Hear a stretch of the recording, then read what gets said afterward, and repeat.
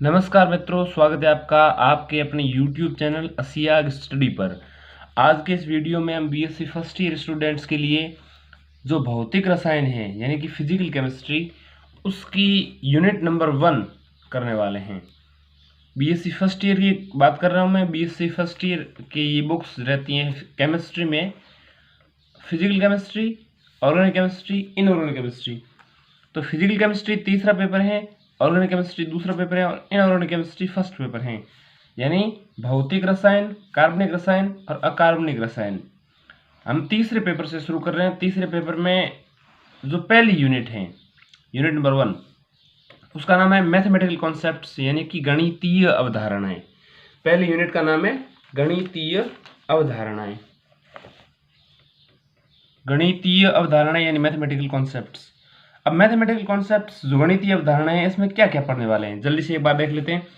इसमें हम logarithmic relations यानी कि लघु गणक संबंध, एक तो लॉग क्या होता है इसके बारे में जानेंगे, ठीक। एंटीलॉग यानी लघु गणक का उल्टा निकालेंगे, एंटीलॉग निकालेंगे। उसके बाद ग्राफ बनाना सीखेंगे, डिफरेंशिएशन क्या होता है वो सीखेंगे, और मैक्सिमा और मिनिमा के बारे में भी जानेंगे। पार्शियल डिफरेंशिएशन यानी कि आंशिक अवकलन के बारे में भी जानेंगे, और इंटीग्रेशन यानी समाकलन के बारे में जानेंगे। परम्यूटेशन एंड कॉम्बिनेशन यानी क्रमचय और संचय के बारे में भी जानेंगे, और प्रोबेबिलिटी यानी प्रायिकता के बारे में भी जानेंगे। तो आज की इस वीडियो में सभी टॉपिक्स के बारे में तो नहीं पढ़ पाएंगे। आज हम पहला टॉपिक जो है वो लॉगरिथमिक रिलेशंस, लघु गणक संबंध पूरा करने वाले हैं। तो लॉग के बारे में आप कुछ भी नहीं जानते हैं और लॉग के बारे में पूरा जानना चाहते हैं, जितना भी लॉग के बारे में इस पुस्तक में दे रखा है, आपके सिलेबस में आने वाले हैं। लॉगरिथमिक रिलेशन से संबंधित आपके किस प्रकार के क्वेश्चंस बनते हैं, इन सारी चीज़ों को आज एक ही वीडियो में हम समझने वाले हैं, ठीक है। तो आज की इस वीडियो को पूरा जरूर देखिएगा, बीच में स्किप मत करिएगा। यदि वीडियो के शुरुआत में बहुत सारी चीज़ें आपको समझ में नहीं भी आ रही हैं, तो वीडियो के आगे चलते चलते आपको सारी चीज़ें समझ में आने लग जाएगी। तो इस वीडियो को पूरा जरूर देखिएगा।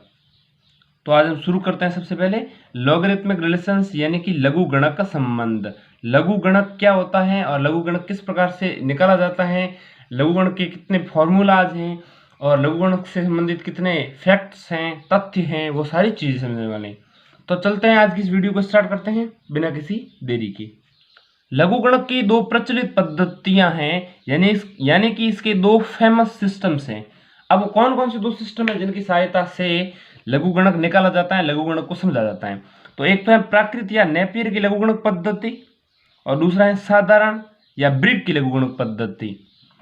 ये दोनों पद्धतियां क्या है, इनके बारे में विस्तार से पिछले वीडियो में जान चुके हैं। पिछले वीडियो में हमने बहुत सारी चीजें जानी है, उस वीडियो को जरूर देखिएगा। लगभग आधे घंटे का वीडियो है, इसमें बहुत सारी चीजें आपको सीखने को मिलेगी, ठीक है। 26 मिनट का वीडियो, उस वीडियो का लिंक आपको आई बटन में मिल जाएगा। अभी देख लो, ऊपर की तरफ दिखाई दे रहा होगा, और या फिर नीचे की तरफ आप देख सकते हैं, डिस्क्रिप्शन में जाकर के वहां पर भी मिल जाएगा। वो वीडियो जरूर देखिएगा। लघु गणक से संबंधित एक वीडियो पहले ही अपलोड किया जा चुका है। तो इसका आधार 10 होता है, उसका आधार ई होता है, और ई की वैल्यू जो होती है 1.7182 इस प्रकार से आगे चलती रहती है, डॉट डॉट डॉट। जबकि इसमें आधार फिक्स होता है और वो होता है 10, ठीक। आधार तो कोई भी संख्या हो सकती है, लेकिन 10 को इसलिए मानते हैं क्योंकि 10 के आधार पर बहुत सारी चीजें आसान है, ठीक है। तो इसलिए 10 आधार मान के करेंगे तो बहुत सारी चीजें आसानी से हो जाएंगी। हालांकि मैं आपको समझाऊंगा कि आधार है क्या, ठीक है, इसमें भी समझेंगे। पिछले वीडियो में तुमने विस्तार से समझा ही था कि आधार क्या है, बहुत सारी चीजें वहां समझी हैं। उस वीडियो को देख करके ये वीडियो देखेंगे ना, तो वीडियो आपके लिए ये आसान हो जाएगा। यानी लघु गणक से संबंधित बहुत सारे कॉन्सेप्ट आपके वहीं क्लियर होने हैं, वो चीजें मैं दोबारा तो नहीं बता सकता, ठीक है। और किस प्रकार से प्राकृतिक लघु गणक को साधारण लघु गणक में बदला जाता है, ये भी पिछले वीडियो में हमने जाना था, ठीक है। बेसिकली लॉगरिथम यानी लॉग है क्या, ये पिछले वीडियो से समझ में आएगा आपको। इस वीडियो में तो हम लॉगरिथम के फॉर्मूला जानने वाले हैं, ठीक है, उनके फैक्ट्स जानने वाले हैं। आइए अब जान लेते हैं लघु गणक के आधारभूत नियम। यहाँ पे लघु गणक के कुछ आधारभूत नियम हैं, उनमें से मुख्य नियम ये हैं: गुणनफल का नियम, भागफल का नियम, घातांक का नियम, आधार परिवर्तन सूत्र। यानी गुणा से संबंधित एक नियम है, मल्टीप्लिकेशन से संबंधित और डिवीजन से संबंधित भी एक नियम है, और पावर से रिलेटेड एक नियम है, और एक बेस चेंजिंग फॉर्मूला भी इसमें होगा। यानी जो लॉगरिथम है उसका जो बेस है उसको चेंज करने का फॉर्मूला भी होगा। किस तरह से चेंज करेंगे? सबसे पहला नियम है गुणनफल का नियम। इसे लॉ ऑफ मल्टीप्लिकेशन कहते हैं। ठीक है, गुणनफल का नियम क्या है? देखिए, सबसे पहले तो मैं इसके बारे में आपको जो डेफिनेशन है वो बताना चाहूँगा। इस नियम के अनुसार दो या दो से अधिक, दो संख्याएं हो सकती हैं या तीन भी हो सकती हैं, पांच भी हो सकती हैं, दो या दो से अधिक, मिनिमम दो होनी चाहिए, कम से कम दो होनी चाहिए, ज़्यादा से ज़्यादा तो पाँच सात कितनी भी हो सकती हैं। इस नियम के अनुसार दो या दो से अधिक संख्याओं के गुणनफल का लघुगणक, गुणनफल का लघुगणक उसी आधार पर, जो आधार होगा उसी आधार पर इन दो संख्याओं के अलग अलग लघुगणकों के योग के बराबर होगा।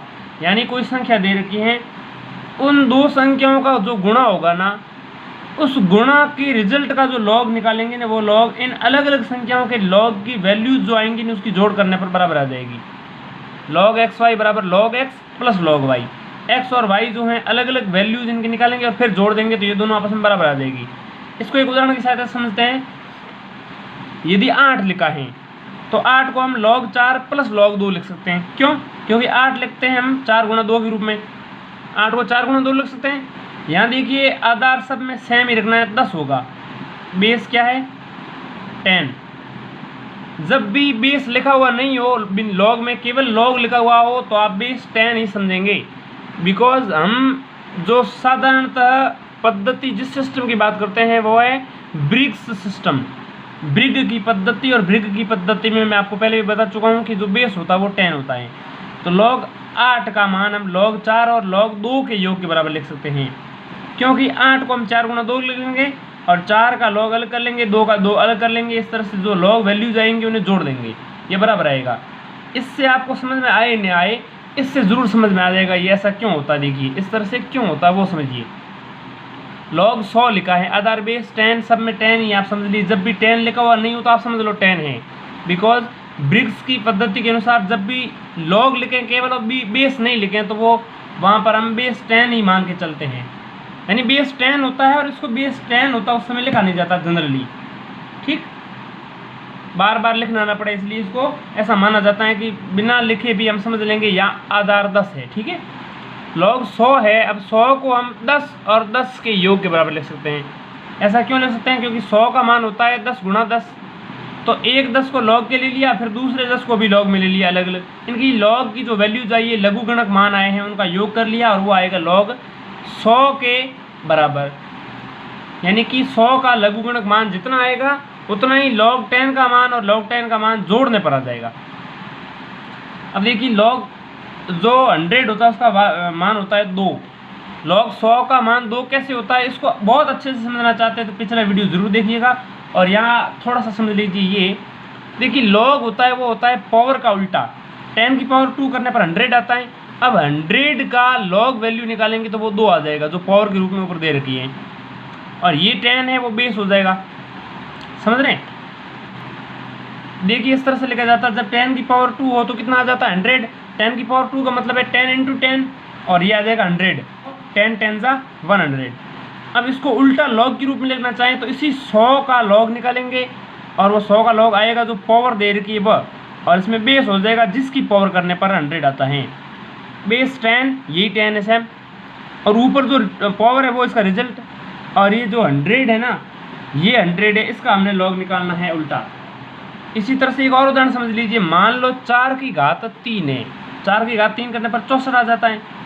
अब मैं आपको कहूँ यदि log 64 निकालना है, बेस 4 होना चाहिए, क्योंकि यहाँ 4 के आधार पे कर रहे हैं हम। बेस 4 निकालेंगे तो वो रिजल्ट आएगा 3। बेस कोई भी संख्या हो सकती है, जनरली 10 को लेके मान करने थोड़े आसान रहते हैं, इसलिए हम 10 के आधार पे करते हैं ब्रिग्स के सिस्टम के मुताबिक।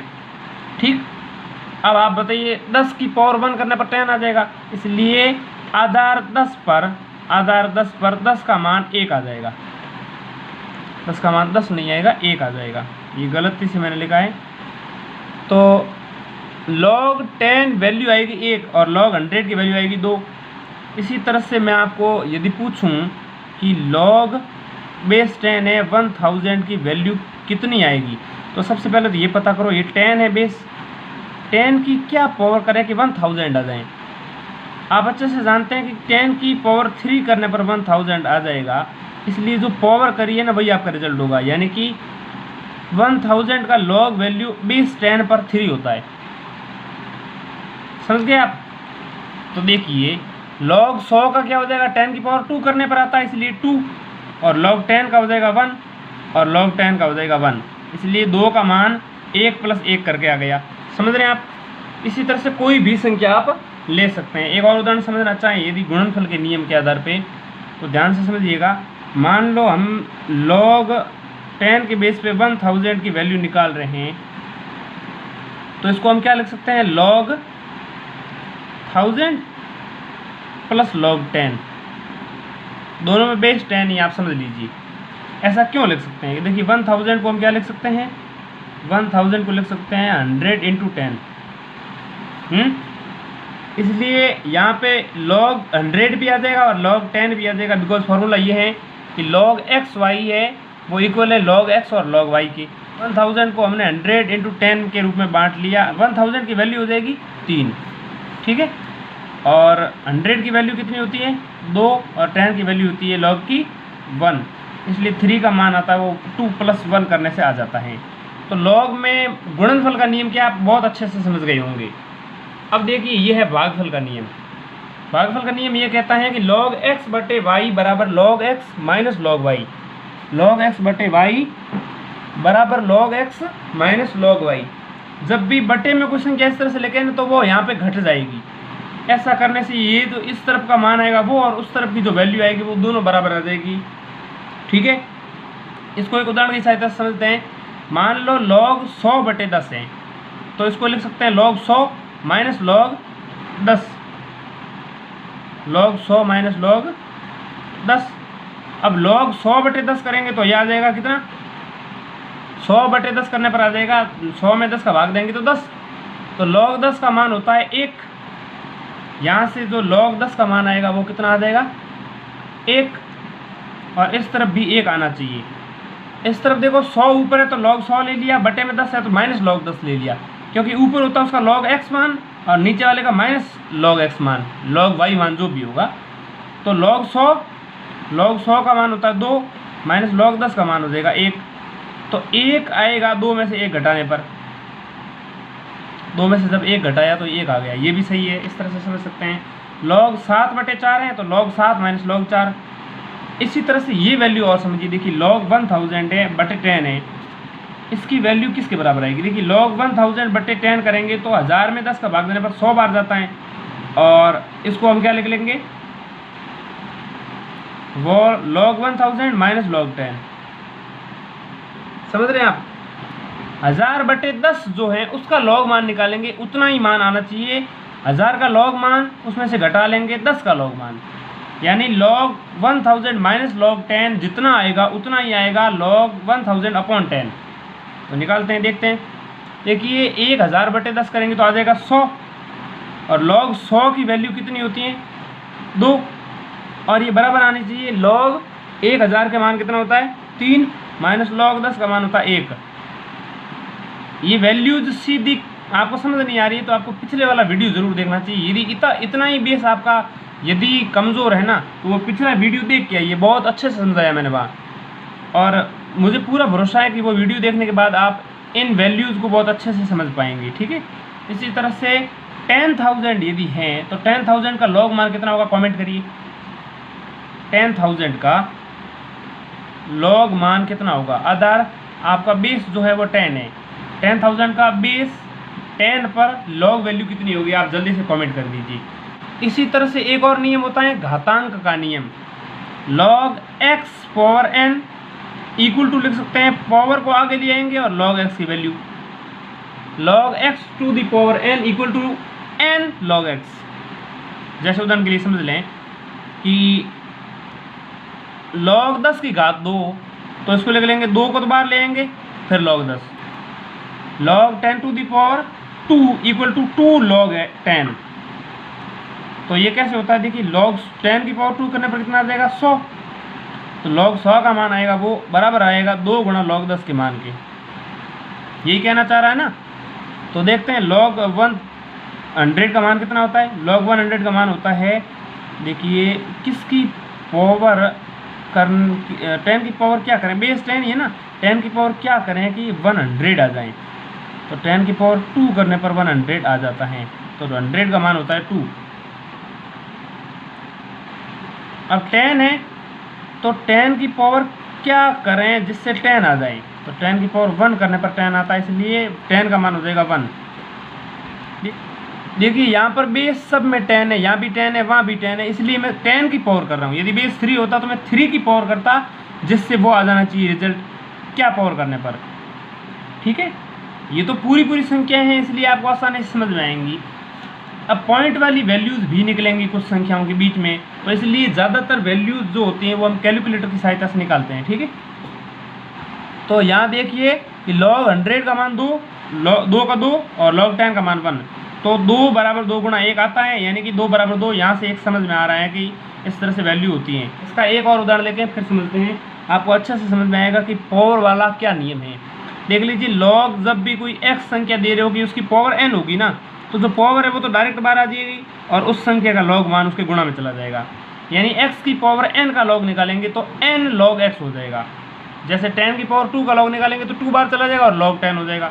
जैसे उदाहरण के लिए log 10 की घात 3 का मान निकालना है, तो इसके कहने का मतलब है कि यहाँ x 10 है और n है वो 3 है, तो 3 बार आ जाएगा और 10 का log मान इसके गुणा में होगा।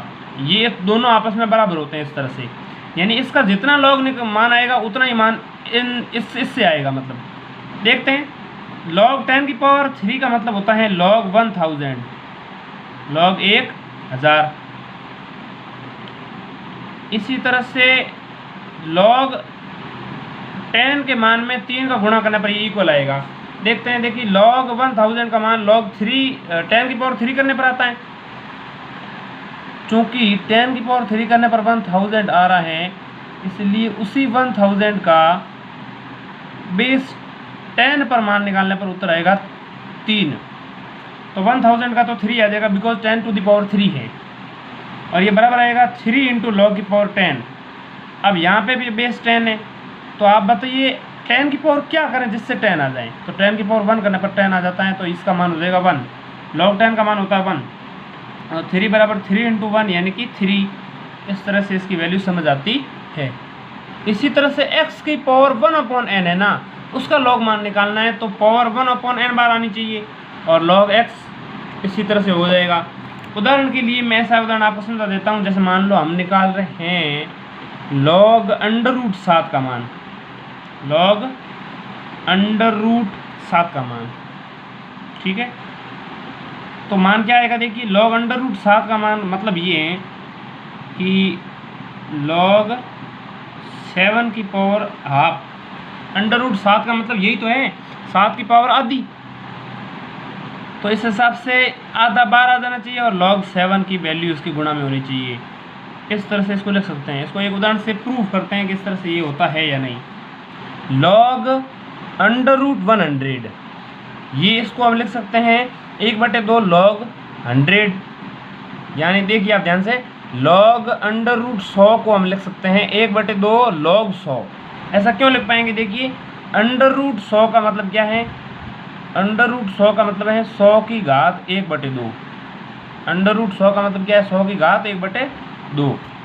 तो इस नियम के हिसाब से घात जो भी होगी आगे आ जाएगी, तो जब इसको ऐसे लिख सकते हैं, देखिए log 100 की घात 1/2 और आधार इसमें भी 10 ही है, तो log 100 की घात 1/2 है, तो 1/2 बार आ जाएगा और log 100 का log 100 रह जाएगा। ठीक है, तो √log 100 की वैल्यू कितनी आती है, √log 100 यानी 100 की वैल्यू कितनी आ जाएगी, देखिए 1/2 का 1/2 गुणा में है log 100, log 100 का मान होता है 2, यानी कि √log 100 का मान आता है 1। कितना आता है, 1। 1/2 गुणा 2 करेंगे तो इसका मान आ जाएगा 1, तो log √100 का मान आता है 1। किसके बराबर, 10 के बराबर। इसको ऐसे भी समझ सकते हैं, देखिए ये बराबर कैसे है, देखिए √100 का मतलब क्या है, √100 का मतलब है 10, और इसे x का मान भी 1 आता है, तो ये इसको इस तरह से वैल्यू निकालें या फिर इस तरह से निकालें, एक ही बात है भाई। अंडर रूट में 100 है और 100 की जब अंडर रूट वैल्यू निकालें तो आ जाएगी 10, तो लॉग निकालेंगे 10 का तो वापस 1 आना है। इस तरह से लेके घात आधे करके या फिर इसका अंडर रूट पहले ही निकाल रहे हैं और फिर इसकी वैल्यू निकाले तो भी बराबर आनी है। इस तरह से आप समझ सकते हैं घातांक का नियम क्या कहना चाह रहा है। अब एक और नियम है और वो है आधार परिवर्तन सूत्र, यानी बेस चेंजिंग फॉर्मूला है, बेस किस तरह से चेंज करेंगे। तो अब जानते हैं आधार परिवर्तन सूत्र क्या है। किसी भी संख्या का लघुगणक का आधार हम निम्न प्रकार से बदल सकते हैं। मान लो एक संख्या दे रखी है m, उस संख्या का आधार a है, तो वो आधार हमें बदलना है, तो किस प्रकार से बदल लेंगे एक बार देख लीजिए। इसको इस प्रकार से लिख सकते हैं कि मान लो एक संख्या m है, उस संख्या m का आधार a पर लघुगणक मान है, यहाँ इस समय आधार a है, आधार a को हमें दूसरे आधार b में बदलना है, तो इसको इस प्रकार से लिख सकते हैं। देखिए आधार यहाँ पे a है, संख्या m है, उसका लघुगणक जो मान है ना, इसको इन दो लघुगणकों के गुणनफल के रूप में लिख सकते हैं, यानी दो लॉग वैल्यूज जो होंगी ना उसके मल्टीपल के रूप में इस प्रकार से लिख सकते हैं। लिखने का तरीका देखिए फिर से, आधार यहाँ पे a है, बेस a है, तो एक बार तो बेस a पर ही किसी संख्या दूसरी b का लघुगणक मान लिखेंगे। जो बेस दे रखा उसी बेस पर एक संख्या, कोई भी संख्या होगी, मान ले b है, वो उस b का लघुगणक मान और उसके गुणा में जो संख्या आपने लिखी है ना b, उसी संख्या पर उस संख्या m का लघुगणक मान। यहाँ पे हमें एक ऐसी संख्या b हमने मान लेनी है, एज्यूम कर लेनी है, उस संख्या b का उसी आधार पर मान लिखेंगे और उसी संख्या b को दूसरी बार बेस बना करके पहले जो संख्या दे रखी है ना उसका लघुगणक मान लिखेंगे, उसका लॉग वैल्यू लिखेंगे यहाँ पर। तो इस प्रकार से दो संख्याओं के गुणनफल के रूप में इसका आधार बदला जा सकता है। यह है फॉर्मूला। ये याद नहीं रहे तो इसको इस प्रकार से भी लिख सकते हैं। देखिए log m बेस a पर, इसको यहीं पढ़ा रहने दो, उस तरफ से उसी बेस a वाली संख्या को इधर ले आओ, तो बेस a वाली संख्या तो ये है। देखिए ये संख्या है और एक संख्या ये है, तो सेम बेस वाली संख्याओं को एक तरफ कर दो, तो इस तरफ ये गुणा में है, उस तरफ चले जाएगी भाग में, तो यहाँ ऊपर रह जाएगा log बेस a पर m और बटे में हो जाएगा log a बेस पर b। आप ऐसे समझिए कि यहाँ पे बेस b पर कोई एक संख्या दी हुई है और संख्या m का हमें log मान निकालना है। वो संख्या है, वो नंबर है m और बेस यहाँ पे b है, तो इस बेस b को हमें बदल करके a कर देना है, बेस b को बदल करके a कर देना है। ऐसा करने के लिए इसको दो भागों में लिखना पड़ेगा। एक बार log m जो है बेस b पर, यहाँ पे b और m देख लीजिए, m नंबर है और b बेस है, तो m और b दोनों का यूज करेंगे। एक बार m को log में लिखेंगे, एक बार b को लिखेंगे, और दोनों ही समय पर बेस दूसरा होगा, b नहीं होगा, दोनों ही समय पर बेस दूसरा होगा। तो इस प्रकार से इस वैल्यू को उस प्रकार से लिखा जा सकता है। देखिए m को तो m लिख लिया एक बार, इस प्रकार जो बेस है उसको भी हमने log की वैल्यू निकाल के लिख लेनी है। ध्यान से देख लीजिए b और m दो है, यहाँ पे m संख्या है तो m का log निकालेंगे एक बार, और यहाँ पे बेस b है तो बेस का भी एक बार log निकालेंगे। इस प्रकार दोनों log वैल्यूज किसी दूसरे बेस पर होगी, बेस यहाँ पर b नहीं होगा, दूसरा बेस होगा कुछ भी। या फिर आप चाहें तो इसको ही ऐसे लिख सकते हैं। देखिए यहाँ पे बेस अपने आप बदल जाएगा, log m है वो बेस b पर है, इसको आप 1/log b लिख सकते हैं बेस m पर। m और b आपस में कन्वर्ट कर दें, बदल दें, एक्सचेंज कर दें, m और b को एक्सचेंज कर दें तो 1/ लिख सकते हैं हम इसको, log b m mb, bm mb 1/ करके इस प्रकार से लिखा जा सकता है। आप चाहें तो इसको ऐसे भी लिख सकते हैं, आप चाहें तो इसको ऐसे भी लिख सकते हैं। दोनों में बेस बदल जाएगा, दोनों में ही आधार परिवर्तित हो जाएगा। ये चीज़ मुझे उम्मीद है कि आपको अच्छे से समझ में आई होगी। देखिए एक बार m है एक बार b है, m का log निकाल लेना, एक बार b का log निकाल लेना, दोनों ही समय पर बेस दूसरा होगा, कोई तीसरा ही बेस होगा a। और यहाँ पर आप ऐसा कर सकते हैं कि b और m को mb करके लिख लेंगे, 1/ कर देंगे तो भी वैल्यू बराबर होगी। हम मान लेते हैं कि एक संख्या है log 10 आधार पर 100। तो एक तो परिवर्तित करने का ये तरीका ही 1/mb लिख लेंगे। देखिए log आधार 10 पर 100 का मान, या लिख लेंगे log आधार 100 पर 10 का मान, दोनों बराबर होते हैं। देखते हैं अभी होते हैं कि नहीं होते हैं, अभी का पता कर लेंगे। तो आधार 10 पर 100 का मान तो होता है 2, लेकिन आधार 100 पर 10 का मान कितना होता है ये पता करते हैं। एक ये इसको 1 लिख लेंगे। तो आधार 100 पर 10 का मान है। इसका कहने का मतलब है कि बेस 100 जो है ना, ये कहना ये चाह रहे हैं कि जो बेस 100 है ना उसकी क्या पावर करें जिससे 10 आ जाए। अब 100 बेस है तो बेस 100 की पावर करेंगे और चाहिए 10, क्योंकि 10 का निकाल रहे हैं हम, समझ रहे हैं बात को। तो 100 की क्या पावर करें जिससे 10 आ जाए। 100 की पावर हम जब आधी करते हैं तब 10 आता है। आधी का मतलब होता है अंडर रूट, तब आता है 10। तो कहने का मतलब है कि हमने आधी पावर की तब आया, तो इसका मतलब बटे में 1/2। यहाँ तो 2 का 2 रह जाएगा और यहाँ है 1/1/2, यानी कि 2, ये 2 चला जाएगा 1 के गुणा में, तो 2 बराबर 2 इस प्रकार से लिख सकते हैं। यानी ये लिखने का तरीका तो बिल्कुल सही है। इसको bm को mb लिख लेंगे 1 करके। इस प्रकार से भी लिख सकते हैं आप किसी तीसरे आधार पर, ठीक है। आधार आपको पता करना होगा वो आधार क्या है, ठीक है। स्क्रीन पर कुछ एग्जाम्पल्स आपको दिखाई दे रहे हैं, उन उदाहरणों को देख करके भी आप इसको समझ सकते हैं। अब हम कुछ फैक्चुअल पॉइंट्स जान लेते हैं। तथ्यात्मक बिंदु देख लीजिए।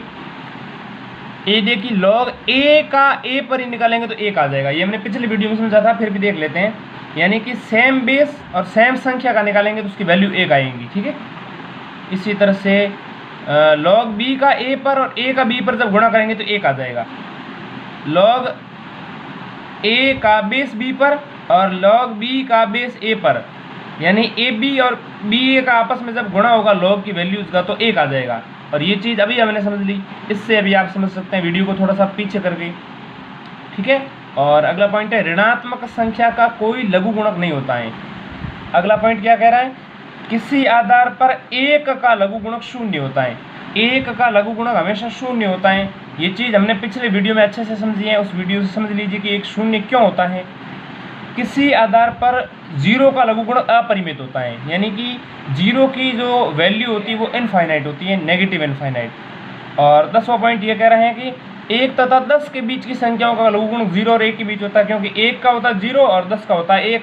10 से 100 के बीच की संख्याओं के लघु गुणक मान निकालें तो 10 का तो होता है 1 और 100 का होता है 2। तो 10 से 100 के बीच की सभी संख्याओं का जो लघु गुणक मान होगा वो 1 से 2 के बीच में आएगा। इसी तरह से 100 से 1000 के बीच की संख्याओं के जो लघु गुणक मान आते हैं, 100 का होता है 2 और 1000 का होता है 3। तो 100 से 1000 के बीच में 2 से 3 बीच में वैल्यूज निकलेंगी। इसके आगे हम लॉगरिथम की वैल्यूज पूरी नहीं, जैसे मान लो पॉइंटों वाली वैल्यू निकालनी हो, दशमलव वाली वैल्यूज निकालनी हो, तो संख्याओं का लघु गुणक मान ज्ञात करना, लघु गुणों के पूर्णांश और दशमलवांश क्या होते हैं ये ज्ञात करेंगे आगे आने वाली वीडियो में जानने वाले हैं। इसलिए चैनल को सब्सक्राइब ज़रूर करके जाइएगा। शुक्रिया, धन्यवाद।